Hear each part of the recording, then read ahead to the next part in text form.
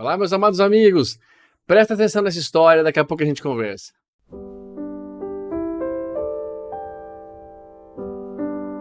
A despedida de Lorde, o cão companheiro. José e Chico Xavier tinham um companheiro especial, um cão que mais parecia um anjo de 4 patas. Seu nome era Lorde. Não era um cão comum, havia algo extraordinário nele, como se sua alma captasse o que os olhos humanos não podem ver. Lorde parecia ter um sexto sentido, um dom raro que o conectava ao mundo espiritual. Quando alguém chegava, fosse um visitante bem intencionado ou alguém carregando más vibrações, ele logo sabia. Se a visita era boa, Lorde abanava a cauda em silenciosa aprovação. Se fosse alguém de más intenções, ele latia, avisando discretamente seus donos. Chico tinha um carinho profundo por Lorde. Sempre que ele falava sobre o cão, seus olhos brilhavam, mas também carregavam uma tristeza suave. Senti muito sua perda, dizia Chico, a voz embargada. Lorde era mais que um amigo, era meu fiel companheiro de oração. Todas as manhãs e noites, na hora de orar, Chico se recolhia ao quarto, e logo Lorde vinha em seu encalço. Com uma delicadeza comovente, apoiava as patas da cama e abaixava a cabeça, acompanhando Chico em suas preces silenciosas. Em momentos mais intensos de oração, o cão erguia a cabeça e fitava Chico com um olhar profundo, repleto de compreensão e lágrimas. Como se quisesse dizer: eu entendo a sua dor, eu estou com você. Lorde era mais que um cão, era uma alma amiga, uma presença que acolhia, compreendia e confortava. Mas um dia, Lorde partiu desse mundo. Chico, com o coração apertado, enterrou seu amigo no quintal de casa, em um canto especial, onde sempre poderiam se lembrar dele. Ao relembrar a história de Lorde, Chico se emocionava. Falávamos do Sultão, o cão do Padre Germano, que tinha o mesmo espírito de lealdade e sabedoria que Lorde. A conversa ia e voltava entre histórias e saudades, e logo todos estávamos com os olhos marejados. Ah, sim, os animais são almas puras que nos ensinam o verdadeiro valor da amizade. São companheiros de vida que, como Lorde, deixam marcas profundas em nossos corações, mostrando que o amor vai muito além do que podemos ver.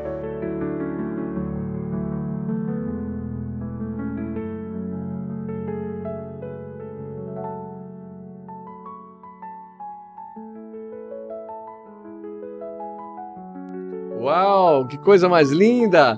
Essa história é real, contada no Lindos Casos de Chico Xavier. Esta montagem foi feita por mim.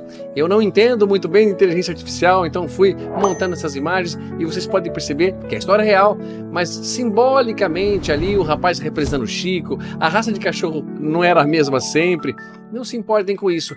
O que importa é a intenção de ter feito esse vídeo pra gente, abrir esse vídeo com essa história real, que notava-se que o cachorro do Chico notava, percebia os espíritos. Mas o que eu quero é a resposta de Allan Kardec para essa pergunta.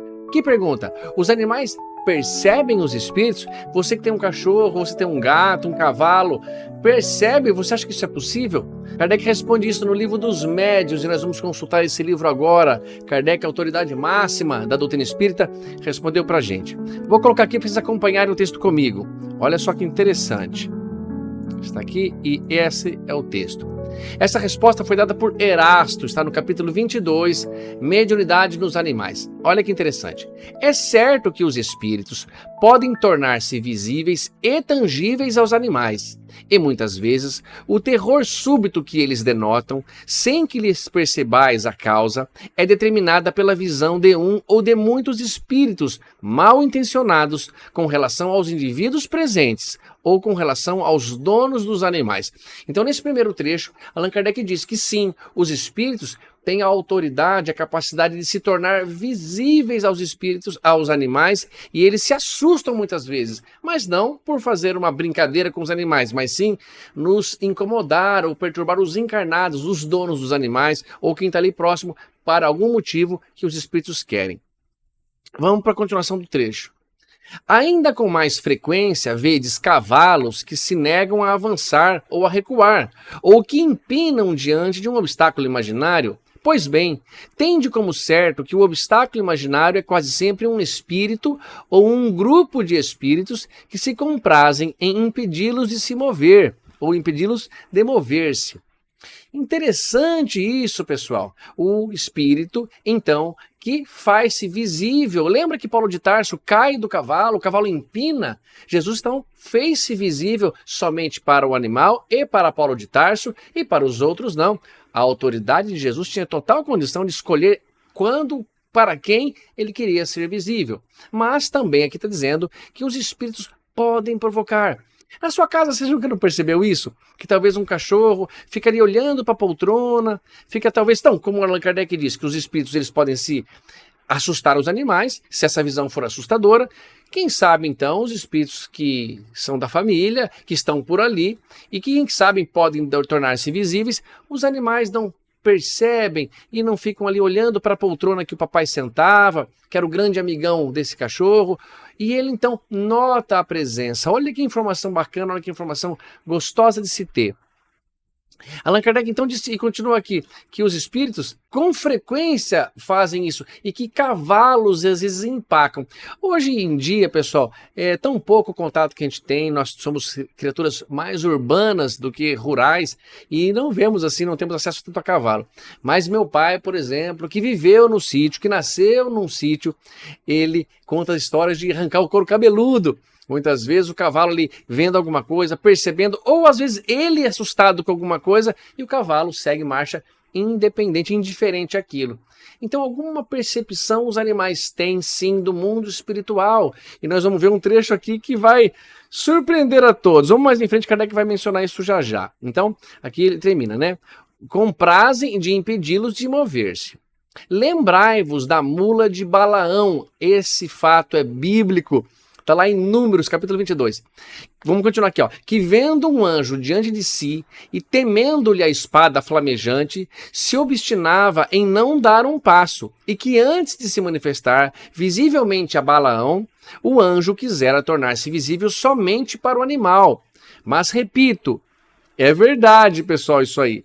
No texto que nós já vamos acompanhar e ver, aparece somente para esta mula.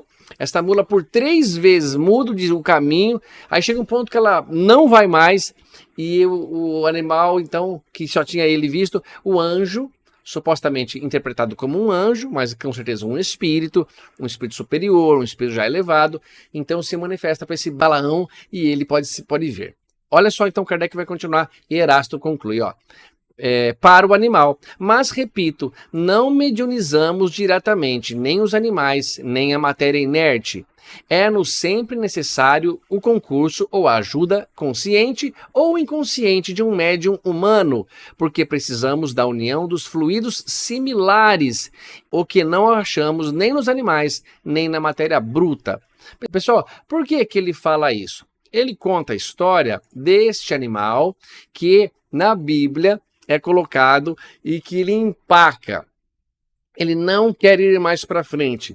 Está aqui em Números. Lembra que Números é um dos 5 primeiros livros da nossa Bíblia, que faz parte da Torá, o Pentateuco? Quais são eles? Gênesis, Êxodo, Levítico, Números e Deuteronômio. Esses são 5 livros que está em Números, capítulo 22. Eu vou pôr também na tela para vocês acompanharem comigo. A história é muito bonita, é muito bacana. Vamos voltar para cá e aqui agora, ó. Eu fotografei da minha Bíblia Sagrada. Está aqui, tá bom, pessoal? Vocês vão ver a minha própria Bíblia ali. Eu vou colocar meu óculos, está muito pequeno, eu não consigo enxergar. Diz assim, ó. Capítulo 21. Balaão levantou-se de manhã, selou sua jumenta e partiu com os chefes de Moabe. O Senhor irritou-se com a sua partida. Então o Senhor, ou essa autoridade, não queria que Balaão fizesse o que ele estava fazendo. Ele tinha um objetivo, mas o Senhor não estava contente. E o anjo do Senhor pôs-se-lhe no caminho como obstáculo. Balaão cavalgava em sua jumenta, acompanhado de seus 2 servos. Você lembra muito a história de Paulo de Tarso. A jumenta, vendo o anjo do Senhor postado no caminho, com uma espada desembainhada na mão, desviou-se e seguiu pelo campo. Então ela estava numa marcha aqui, ela desvia, sem que o Balaão soubesse por quê. tanto que ele fica irado e castiga a jumenta. Desviou-se e seguiu pelo caminho. O adivinho, que é o Balaão, a fustigava para fazê-la voltar ao caminho. Então, o anjo do Senhor pôs-se num caminho estreito que passava por entre as vinhas, com um muro de cada lado. Vendo, a jumenta cozeu-se com o muro. Cozeu-se, passou apertada, raspando ali, sabe? Ela quase que costurou-se com o muro. Sabe quando você quer desviar de um negócio e você passa assim, quase que raspando no muro? Então cozeu-se com o muro, ferindo contra ele o pé de Balaão. Quer dizer, o Balaão estava montado nela, ela passa espremida de uma coisa que o Balaão não estava nem imaginando o que era e esfrega ali o pé do Balaão. Olha que história interessante. Olha a mediunidade na Bíblia, pessoal. Eu não entendo de outro modo senão isso mesmo. E ferindo-a contra o pé de Balaão, que a fustigou de novo. Capítulo 26, agora versículo 26. O anjo do Senhor deteve-se de novo mais adiante, em uma passagem estreita, onde não havia espaço para se desviar, nem para a direita, nem para a esquerda. A jumenta, ao vê-lo, deitou-se debaixo de Balaão. Ou seja, ela cedeu, ela agachou e deixou o Balaão em cima dela, a qual, encolerizado, a fustigava mais fortemente com seu bastão. Ele estava desesperado, ele não entendia por que a mula dele, a jumenta, estava fazendo aquilo e ela estava vendo uma imagem espiritual, o que prova, biblicamente, pela história do Chico e pela informação de Erasto, aqui no Livro dos Médiuns, que é possível sim os espíritos verem, os animais verem os espíritos. Continuando aqui, ó. Então, o Senhor abriu a boca da jumenta que disse a Balaão. Agora a jumenta fala. Agora fica um negócio fantasmagórico, ó. Que te fiz? Por que me bateste já 3 vezes? Por que zombaste de mim? Respondeu ele. Ah, se eu tivesse uma espada na mão, teria já te matado. A jumenta replicou. Acaso não sou eu a tua jumenta, a qual montaste até o dia de hoje? Tenho porventura o costume de proceder assim contigo? Não, respondeu ele. Então o Senhor abriu os olhos de Balaão e ele viu o anjo do Senhor que estava no caminho com a espada desembainhada na mão. Aí ele vê o que a jumenta estava vendo. Aí ele compreende o fato dela ter empacado por 3 vezes ou ter assustado e raspado ali no muro. Agora ela cedeu e não vai mais. Inclinou-se e prostrou-se com a face por terra. Aí ele se curva. Por que? Disse-lhe o anjo do Senhor, feriste 3 vezes a tua jumenta. Eu vim opor-me a ti, porque segues um caminho que te leva ao precipício. Bom, aí a história acaba, né? Vamos dizer, ele não tem mais... Eu tenho continuação, mas não importa, a gente só quer entender isso aqui. Pessoal, mas fica um detalhe bem explicado. Então a jumenta deu uma comunicação mediúnica, ela deu a psicofonia. Na verdade, isso não pode acontecer. Allan Kardec deixa muito bem claro, pelo ensino de Erasto, que para acontecer a comunicação, o médium tem que estar presente. Seja uma mediunidade consciente ou inconsciente, de efeito físico ou de efeito psicológico, de efeito inteligente, onde você dá uma psicofonia, uma psicografia. Mesmo que no texto anterior, se você ler aqui, Kardec explicando que acreditava-se sim que podia se dar a comunicação, porque se as mesas eram mediunizadas, podia se mediunizar então os animais, como as aves. Mas aí explicam que não, as mesas nunca foram mediunizadas, as mesas se movimentavam de acordo com os fluidos que um médium oferecia, um médium de efeito físico.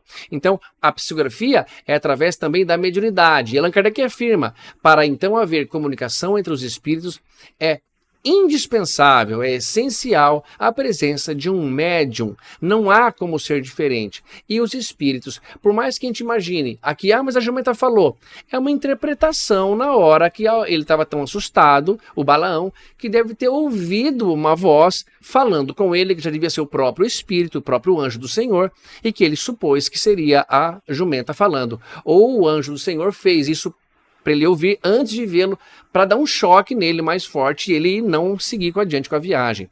Mas nós sabemos que a jumenta não podia ter falado com ninguém. Nós entendemos que a inteligência dos nossos animais, por mais que avançados eles estão ficando, por mais que se adestre e se treine os animais, eles não podem se comunicar como os humanos, tá bom?